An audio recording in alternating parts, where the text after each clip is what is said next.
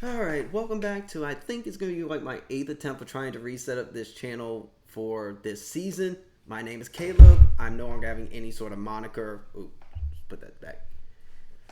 Hopefully this kind of clears up, but no moniker, no contained whatever, no anything else.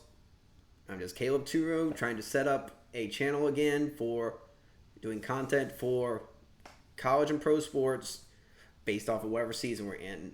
We're about to get to the start of August at this point, and we just had the start of the Hall of Fame game yesterday with the Chargers and the Lions. So at this point, with us being just under 3 weeks out for the start of week 0 games for college football, I think I'm going to start ahead with giving a little bit of recap for college team season in Louisiana, especially the ones that I do plan on attending this year, where I'm going to be attending Monroe, Lafayette, Tulane, and LSU games, and trying to do vlogs on it. You'll be able to see the whole deal of just being around the stadium off of it, get a little bit insight on things that end up happening around pregame and such. And because I do a little play-by-play on it, you'll get a little bit of insight on what I'm doing from there. But to get us started, let me start off with probably the least known team of who I will cover, the Louisiana Monroe Warhawks. All the way up in North Louisiana, most teams north of Baton Rouge and even at least north of Southern University, most people don't exactly care about Monroe teams, Louisiana teams on it. Everyone else is like just all those North Louisiana teams, they'll go for Arkansas teams if they even focus on collegiate sports. But let me start with recapping the 2024 season for Louisiana Monroe Warhawks. Going into that season, they just came off of a 2-10 season where they fired their coach Terry Bowden, son of Bobby Bowden, the longtime Florida State coach, and replaced him with Bryson Vincent, who was the former OC for UAB, coached at New Mexico as the offensive coordinator, and was an interim coach whenever their head coach Bill Clark retired prior to the 2022 season and brought them to a bowl win and a 7-6 season back then. Last year, it actually started out pretty well. They brought in what was going to be Louisiana favorite General Booty. For the ones who've kind of forgot the whole Booty family tree on it from back in the 90s, you had Josh Booty, who helped lead LSU to the early portion of Nick Saban's success at LSU. I know Nick Saban, the blasphemy of the entire time of him being at LSU outside of the one championship that they got him. But without Saban, LSU was not going to be a factor to what they were now. But Josh Booty, Gerald Booty's uncle, was a former top 5 pick in the MLB draft. So once he kind of flamed out in the pros after like 3 seasons in the pros, came back to college to coach, to play college football with LSU, where he had some success there and even ended up getting drafted by the Seahawks. His dad, Abram Booty, was a wide receiver in the late 90s, over 100 receptions and 1,700 yards and 8 touchdowns through his 4-year career. John David Booty was kind of thought to be a blasphemous Booty for the fact that he went all the way to USC and helped into their success post Matt Leinart, Reggie Bush, but still not near USC's heights. So at this point, the Booty family coming home with General Booty, and this being the first full season that he's there, expected to be the starter, and they started out 3-1 with him under center. And with the only loss being to Texas against other Louisiana family name, Arch Manning. Quinn Ewers being hurt for Texas, so Arch started that game.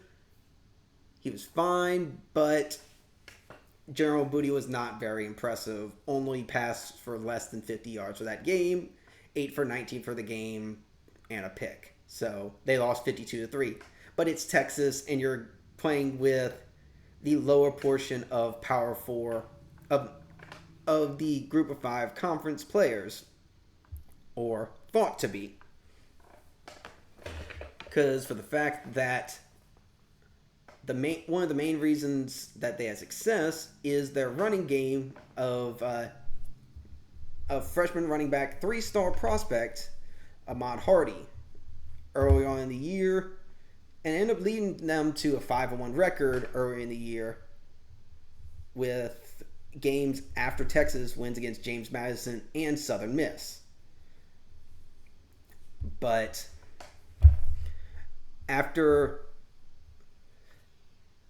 in that third win game against Troy, where they end up winning they won 13-9. Booty got benched after throwing a second quarter interception, and so they replaced him with sophomore quarterback Aiden Armena,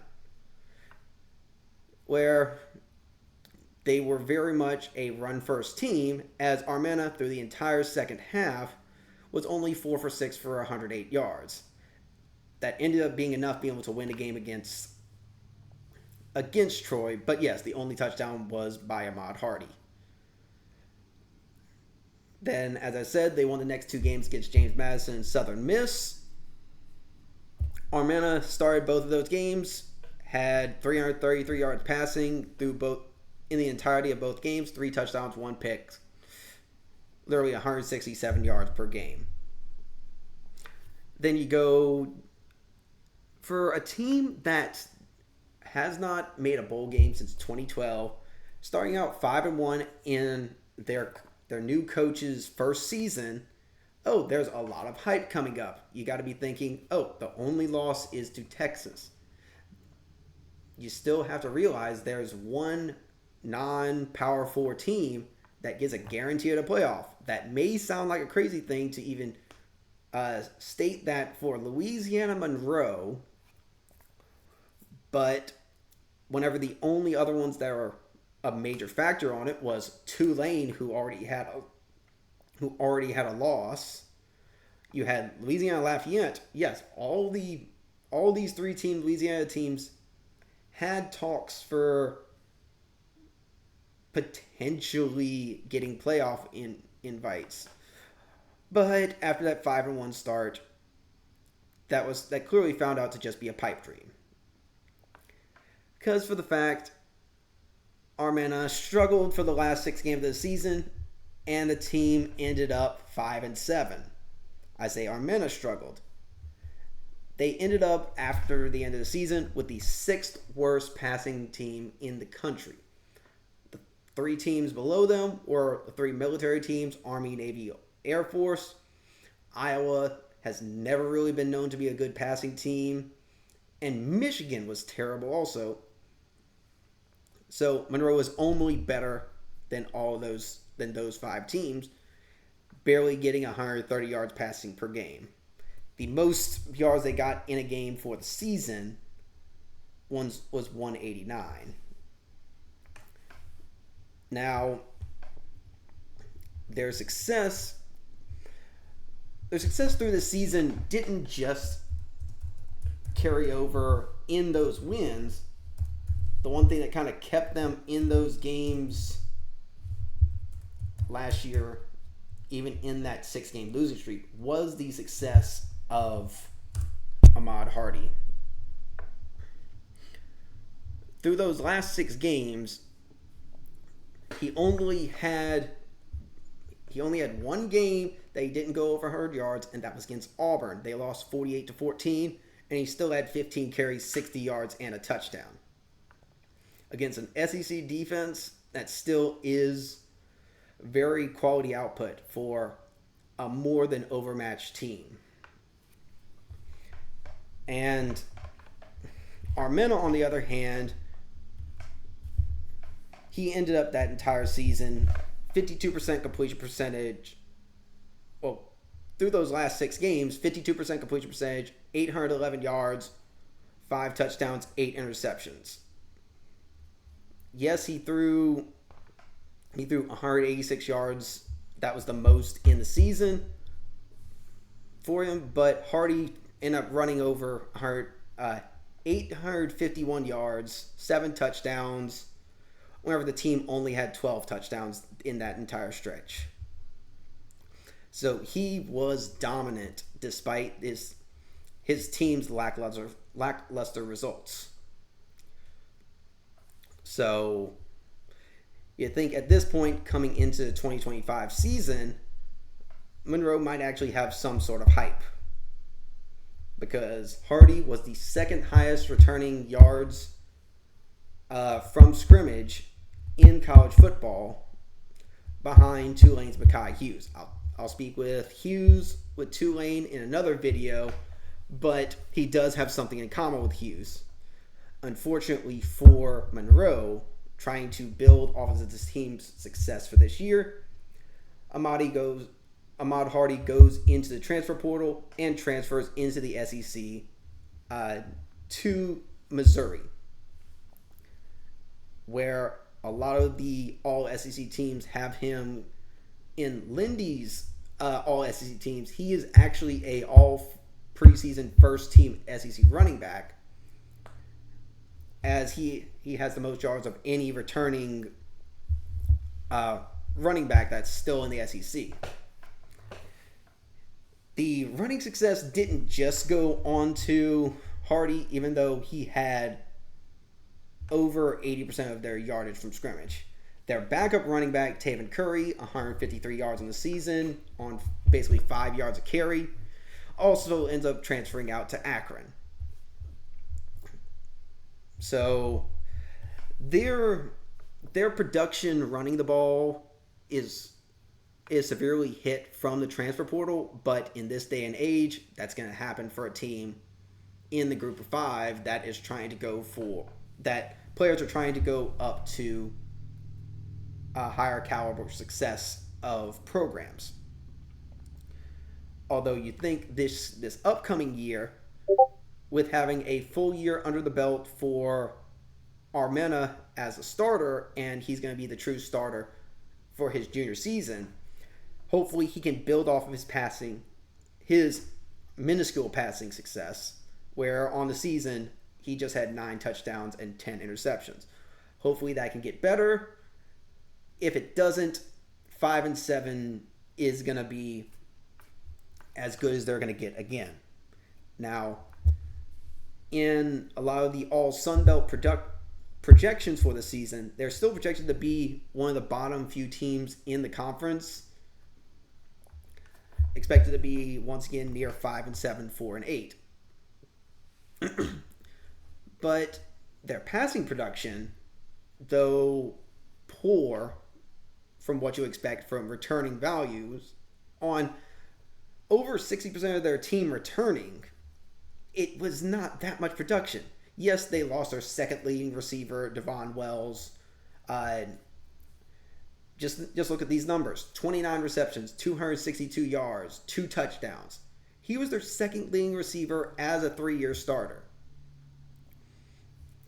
So, yes, they dealt with a couple injuries on the offense, but that's not anything to think was special.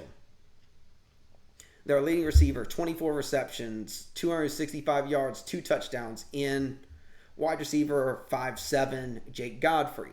So, once again, likely going to be their slot production. They bring back their top 2 tight ends, Nate Sullivan Jr., 14 receptions, 133 yards, 1 touchdown. Their backup tight end was not really much of a factor in the pass game, but 5 receptions and 43 yards. It's production that's returning. They do get Javon Campbell back, who got injured in the South Alabama game and missed the rest of the season. 8 receptions, over 170 yards, and a touchdown. They return Tyler Griffin, 8 receptions, 193 yards, and a touchdown. And Jonathan Bibbs.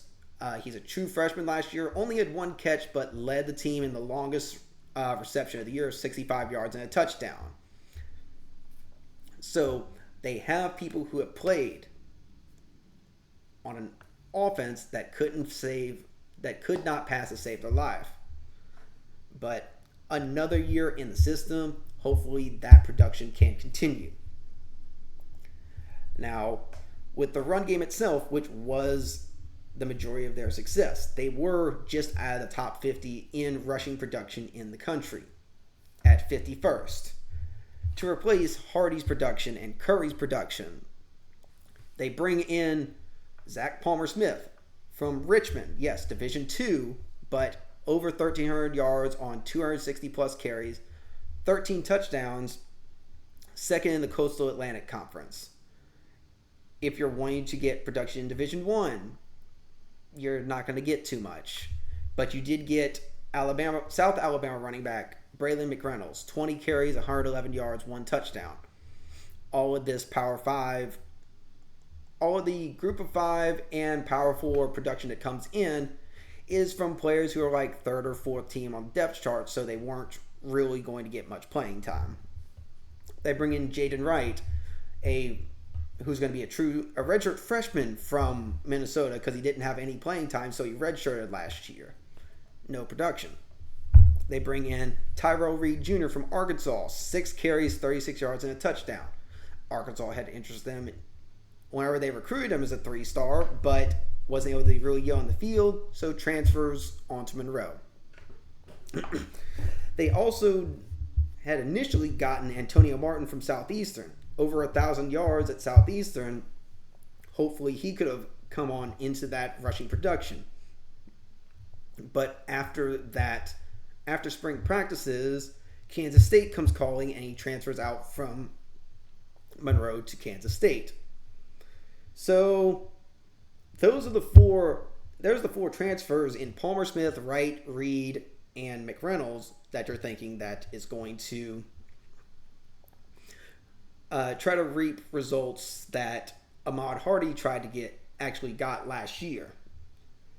Now, if they're trying to repeat what happened with Hardy and recruit a 3-star to build up this offense, they have been hyping up freshman running back Deshaun Ford. 3-star running back out of Opelousas, nearly 1,800 yards as a junior, 30 touchdowns. For a college that is consistently in the low hundreds in recruiting rankings, to be able to pull the 44th rated running back in the country by 247 Sports is a big deal. So Ford is likely going to be a factor into this offense. Now, as a whole, this team also brought in Quentin Murphy from Arkansas, wide receiver, 3-star wide receiver, but also could end up shifting to the other side at safety. And Nick Trujillo, I don't know if I'm butchering the name, out of New Mexico, 16 receptions, 305 yards, 1 touchdown. They're bringing back a bunch of receivers and bringing in a bunch of receivers that can extend the ball down the field. A bunch of them over 20 yards per catch, where Godfrey likely is going to be the one that's going to get a lot of these short to intermediate routes.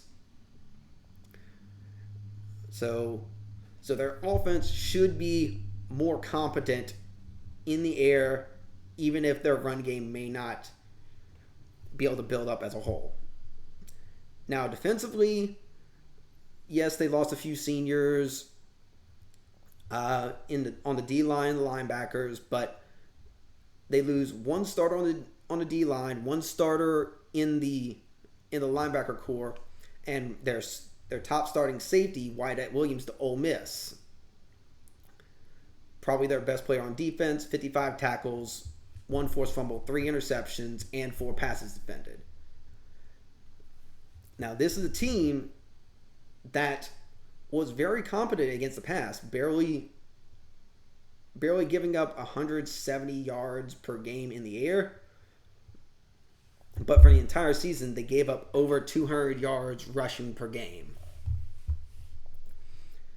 For a team that is bringing back, they're a team that is in a 3-4 defense, bringing back Cavante Wells, the only player that's getting all Sun Belt qualifications for the Warhawks.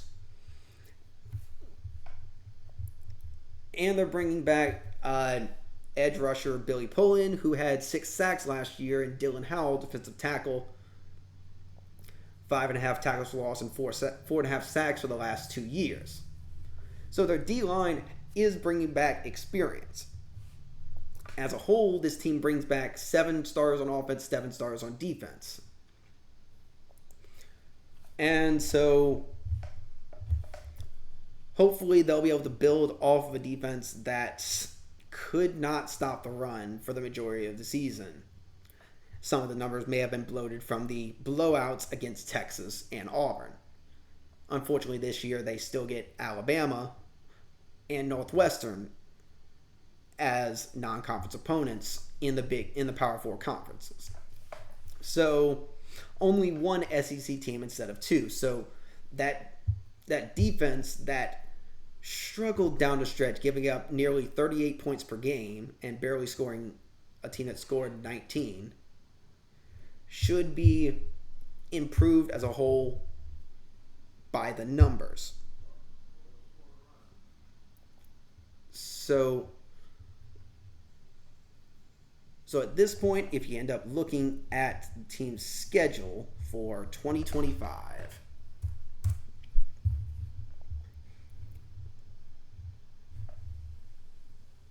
you'll see starting out, they're going to get a game against St. Francis, which they should still win. They should win, which I will likely be going to for the first game I'll be attending this season. Alabama, they'll be in Alabama. It's going to be a blowout. But try to get a bunch of people experience. UTEP will be a tough one for this. Like, it's in El Paso. It's non-conference. They'll probably be overmatched for it. Then you get into conference play, starting with Arkansas State. They were competitive with them last year, even though they fell short. Northwestern, it's at Northwestern. There's a good chance they'll struggle on that one. Then for the latter portion of the season, from Coastal Carolina all the way to Lafayette, the rest of it is conference games. Many of these games are likely going to be winnable. Maybe not Texas State or Lafayette to end the season, but hopefully they can end up building off of it and getting their 6 wins by the time they get to the latter portion of November.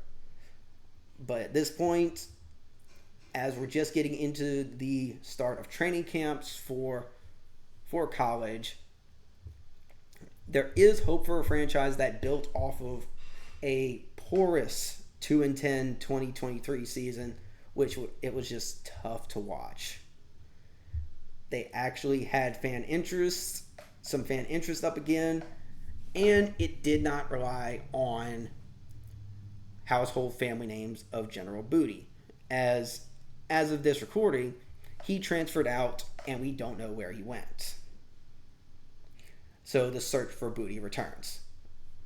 But once anything else comes up for the Warhawks, I will put some information in if there is more content to be applicable. But with all that being said, thank y'all for watching on this. I do plan on continuing with the Sun Belt for my next video, going on with Lafayette. And then speaking of the Sun Belt, the last little Louisiana tidbit. You see, this is going to be the last time the Warhawks will be playing Texas State in conference. As Texas State is going to the Pac-12 after this season, they're going to get replaced by fellow Louisiana team, Louisiana Tech.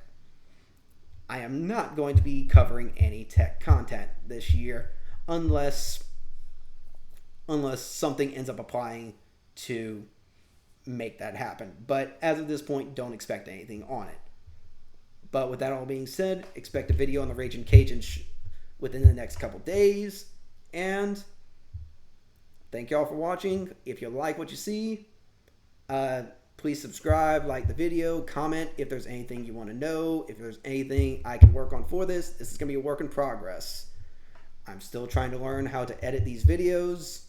until I figure it out, a lot of this is just going to end up coming on straight for it and getting as much content on this as possible. But thank y'all for watching. I'll see you on the next video.